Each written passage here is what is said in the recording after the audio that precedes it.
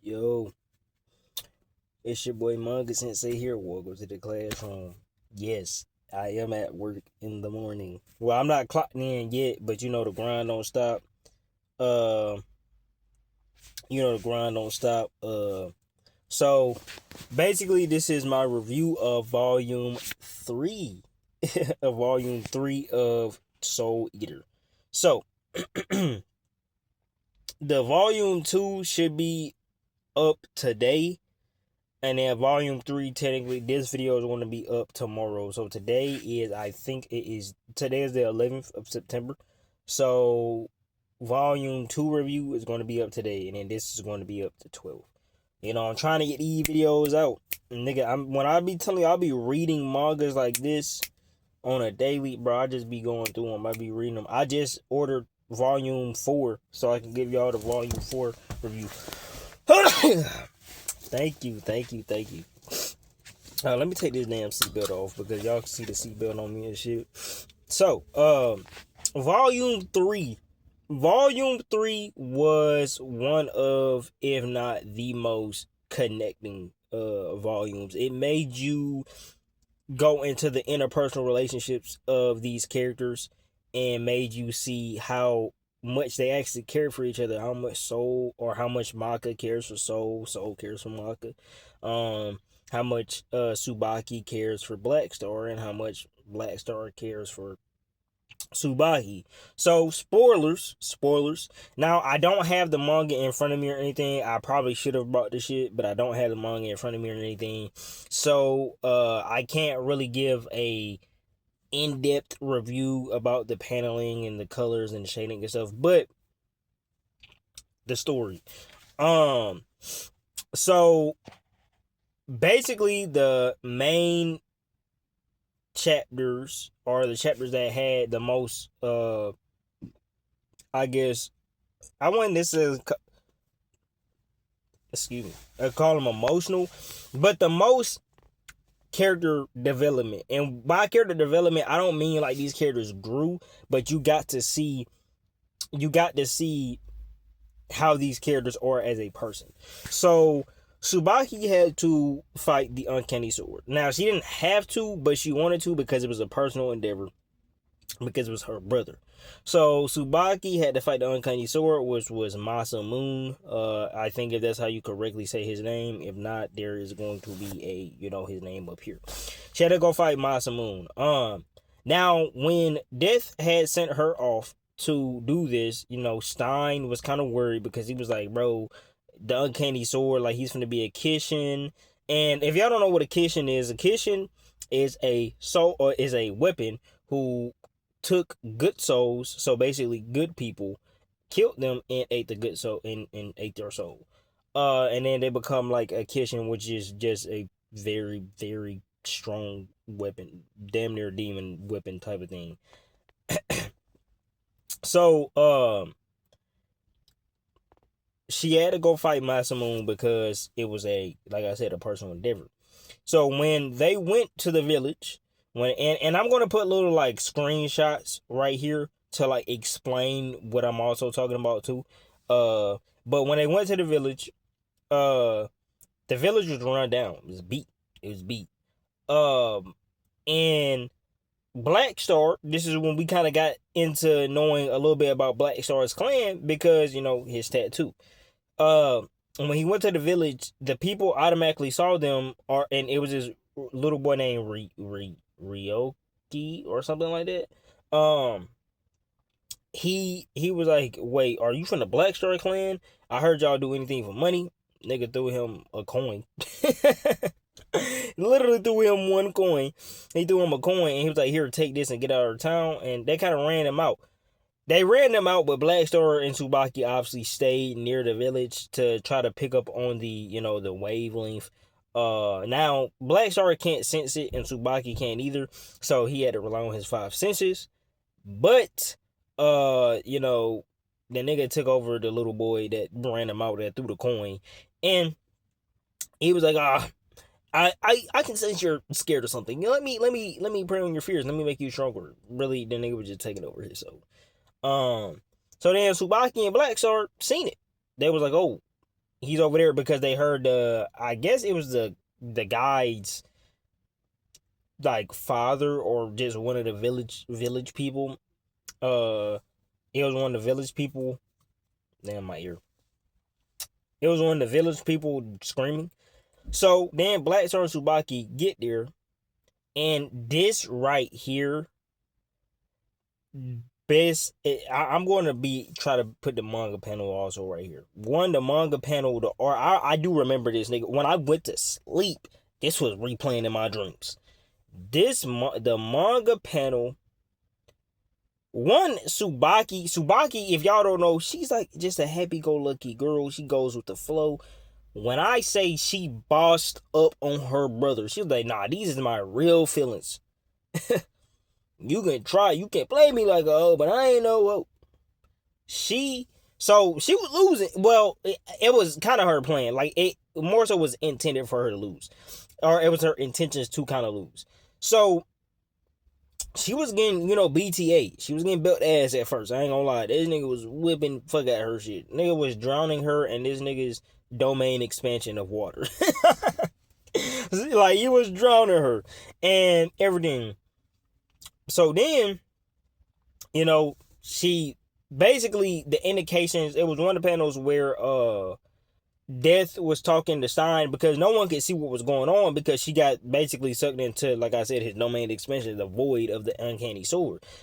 Really his soul. It was described as his soul. But for people who don't know, who've never read or probably think of domain expansion in JJK. No one could really know, but Death knew what was going on. He was explaining to people like they're basically battling each other's souls. Like, it's a battle of souls right now. Either she takes over him or he takes over her. Whichever. And then the little depictions of the vacuum, it showed, her slowly getting took over by her brother. Pause, because that shit sounds crazy. But it shows that, and it leaves you with the impression, bro, I ain't gonna lie, I thought she died for a minute. But and when I say Black Star was 10 toes down. I mean, nigga wasn't moving. He was getting hit. I'm talking about hit over the head. Foul, foul, foul. He was getting hit. He was still there. He was like, Tsubaki, you better come back. Tsubaki, you can do this. And then he talked about, he was reminiscing about the first time him and Tsubaki met up. And he put on this whole, act. Like, I'm going to be the greatest Meister ever. I'm going to surpass the gods. Everything like that. And Tsubaki was the only one there. Everybody else left because, everybody else views Black Star as a obnoxious cornball. Not gonna lie. Even though he's not, but that's what everybody views him as. And he was just reciting or reminiscing about that. And it was deep. Like, it was, like, of course it's not your deepest shit in manga history. It's not your deepest shit in anime history. Like, obviously there's deeper stuff than that. But for what Soul Eater is, it was deep. And that's by no means a shot or a backhanded compliment. Shit, hold on, y'all. Hold on. Yo, I'm back. I had to turn the car back on. It was running off the battery with the light. Don't diss me. Don't be like, hey, sensei, you that's kind of fun. No, stop, chill. So if y'all hear a little bit of in the background, it's just the car making that sound. I'm trying to get over with this video because I don't want to run the car too long. But we still want to take our time, class, alright? Yeah, he was basically reminiscing about that and everything like that. Now, back into the soul realm, aka domain expansion, if that's how you can connect them. Tsubaki, I'm talking about getting hit. Wham, wham, wham, wham, wham. And I ain't talking little baby. I ain't talking about Young Thug wham, alright? That was corny. That was corny. But she getting beat.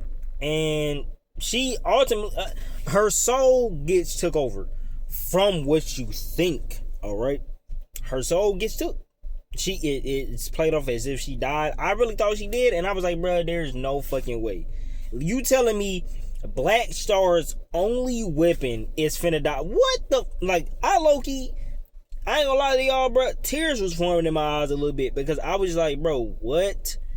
But then you get hit with the, if y'all don't know, y'all, when they hit you with a flashback in anime or manga, that means you get a 10-second power boost. And she got her 10-second power boost, alright? She was reminiscing and she was like, because her brother was like saying, like, he was talking crazy. He was like, yeah, you're just like the name, you're just like the what's your name after which Tsubaki, a flower. You have no scent, you're fragrantless, and you're horrendous, you know, because apparently the petals die off ugly. They look ugly when they die off. I mean, I say that shit reverse. And then I'm talking about flashback, right? Flashback to her and her brother asking what she wanted to play. She says with the ball. She then ends up asking want to play house. It's basically showing you that her personality has always been a people pleaser. If she knows what you actually want to do, or if she knows what makes you happy, she's always going to go with the flow. It shows that she's always basically being a people pleaser, because especially when she's like, I actually want to play house. Then, like I said, 10-second power boost. She stabs that boy. Stabs that boy. Now I know I'm missing over some things, like him being jealous of her having like the traditional, because like their family as weapons, you know, they get the traditional weapons, but he had none of the powers. He was jealous of her. There's a lot of things that I'm not that I'm not like touching on right now. I understand, but that's for that bigger review, to where I'm gonna go over everything, and what I feel like Soul Eater has taught me. Right now, I'm just giving y'all, you feel me, just this little lit amped up review, right? So don't feel like, oh, you're missing out on this and this and this. Like, you missed out on the part where they were on the branch, and, you know, she was worried about Black Star, and she was like, you know, I should never give him them looks again, or whatever. Like, no, trust me, I remember. But she go, I'm talking about, I'm not, this is the real me, like, this is who I really am. And her brother, you know, in natural villain ways, nigga still tried to shit talk him, was like, nah, that ain't you, bro. Nigga was turning into bits and pieces. He was turning it into torn paper, fluttering in the wind. Then he was like, no, I could tell it from the moment I touched her soul. That like she was, you know, that guy, she was that guy type shit, like, or that girl, like.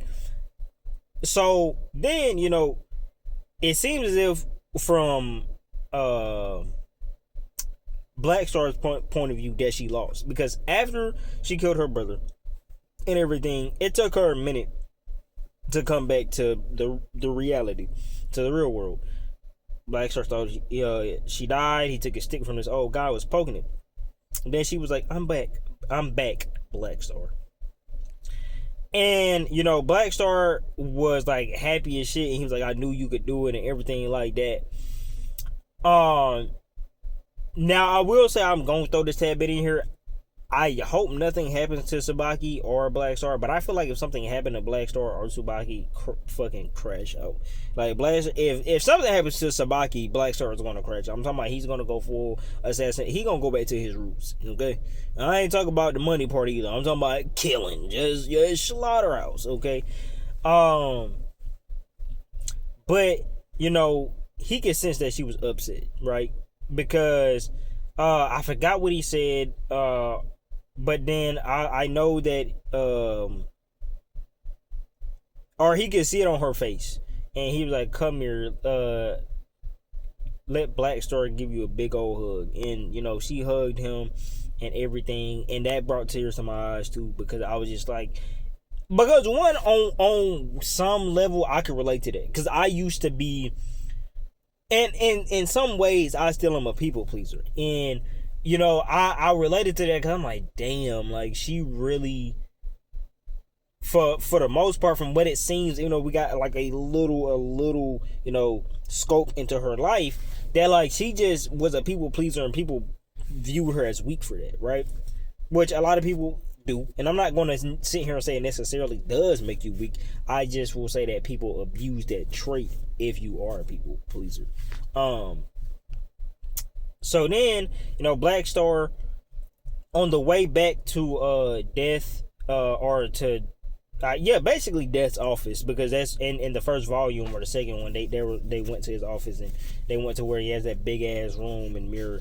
So on the way back there, he asked her, he was like, "Hey, do you still want to be my weapon?" Because she had explained that the only reason she entered into Duama was because she was hunting down her brother, tracking down her brother to get stronger, also to be able to defeat him. And she had an inner monologue, and she was like, I want to continue the journey with him. And then she was like, yeah, I want to be. And he was like, all right, you bet. And this part, and this is why I say, like, when I say that some shit just tops out the fan service for me, or the negatives that I'm going to probably form for this manga, is this shit. When they came back, Death, Soul, Kid and Death. So Kid, his dad, Soul, Maka, Stein. Like, when I say they were all like, oh, welcome back. Like, it was just like they all was just there, like, happy for the boy. I was like, oh, hell. This is why I read manga. This is why I love this shit. Like, these niggas was genuinely proud. And plus, because technically it was her first soul, because they've been flunking at getting souls. They been like ass on them. So, like, I was like, oh yeah, this shit right here, this is what brings it in. This is what brings it in.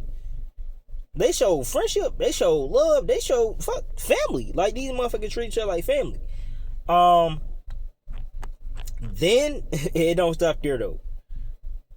But then, and I think this was either before, a little bit before, because I'm trying to touch up on the main parts.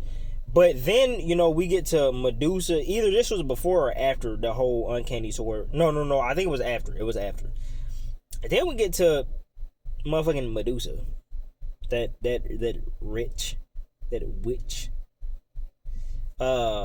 We get to Medusa, and, she's examining Soul's, health. Making sure, examining, quote unquote. She ain't no real fucking doctor. Or nurse. She's examining his health, and she asked if there was any unfamiliar things going on, and he was like, well, I keep having this dream of this little ass org telling me to basically become stronger, be more powerful, if I dive into power, and if I let go of my fear, that I'll be the strongest there is.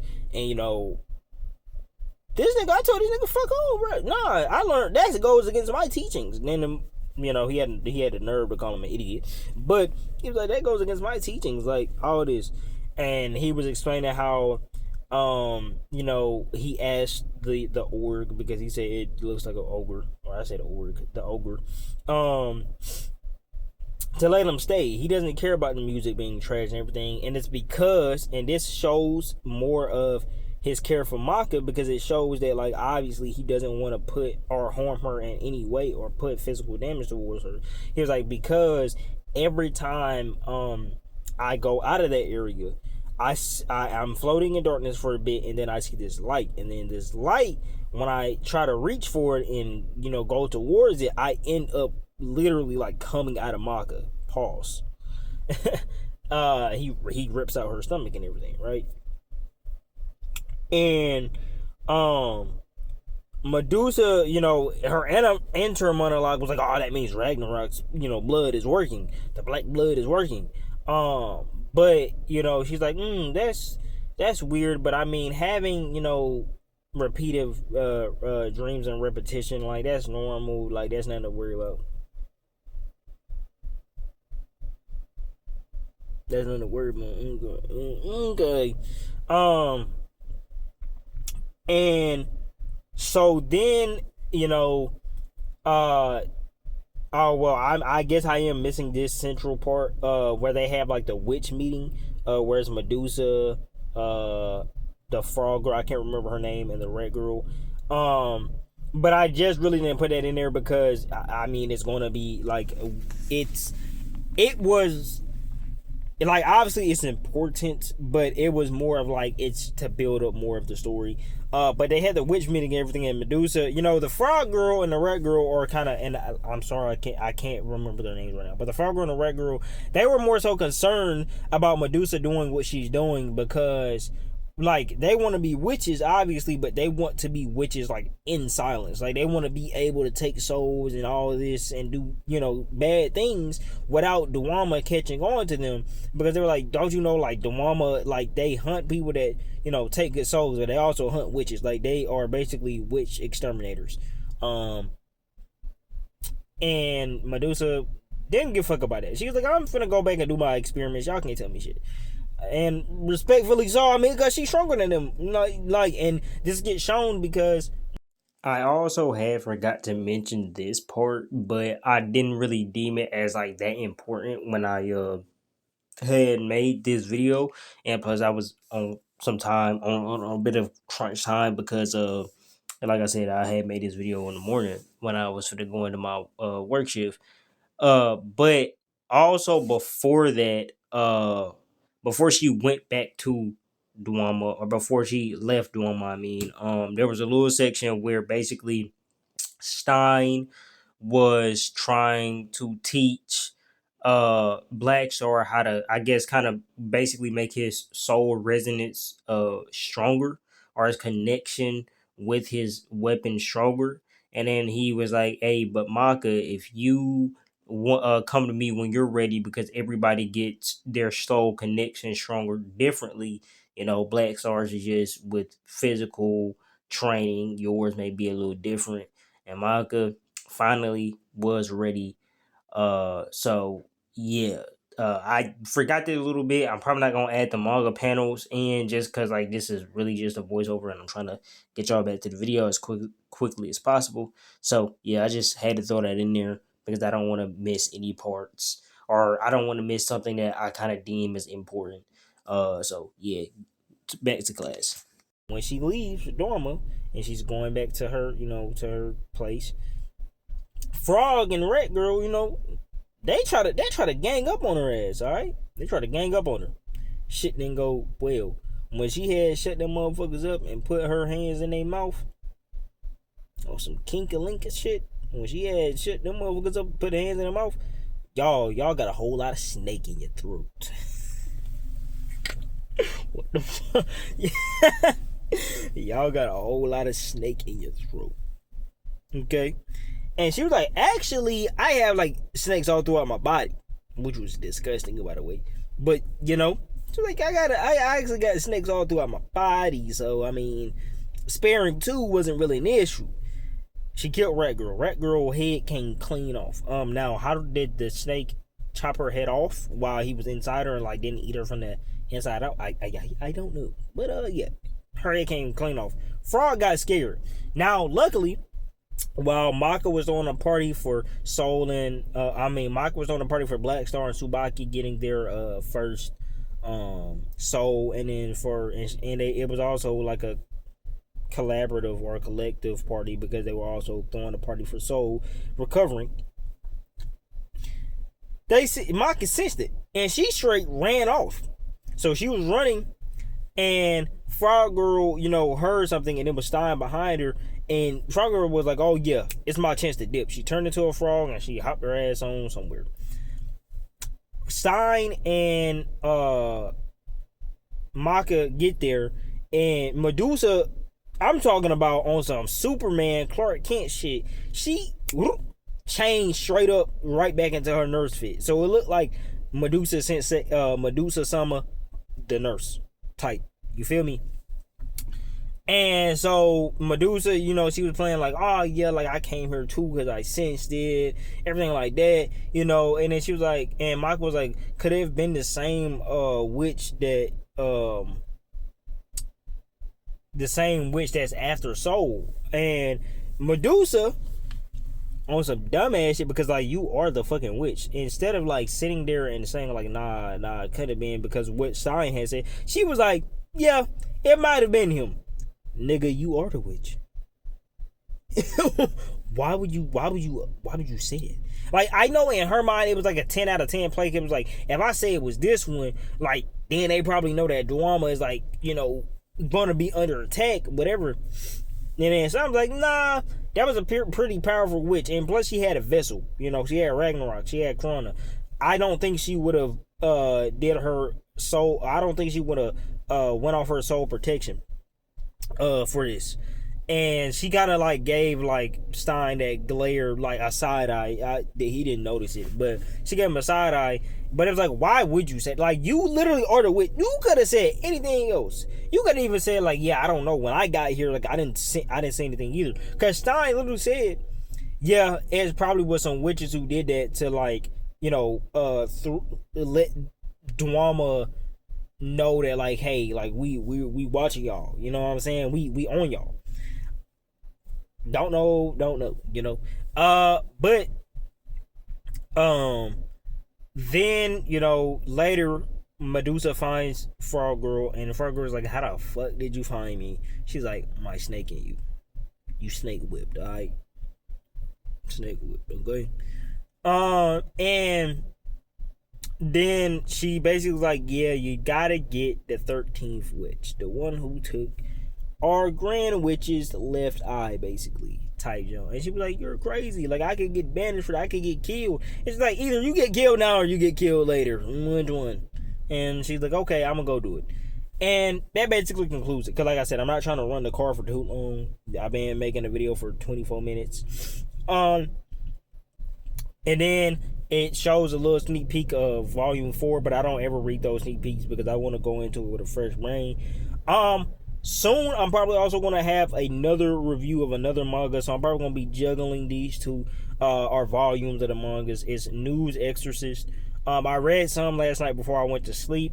There's some complaints I have about it, but it's more on the story side, and more so with pacing. But we're going to get, like I said, we're going to get into that later. I hope y'all enjoy class. Like, comment, share, and subscribe. It's always optional. It's never forced. And remember, the bell don't dismiss you. I do. Peace.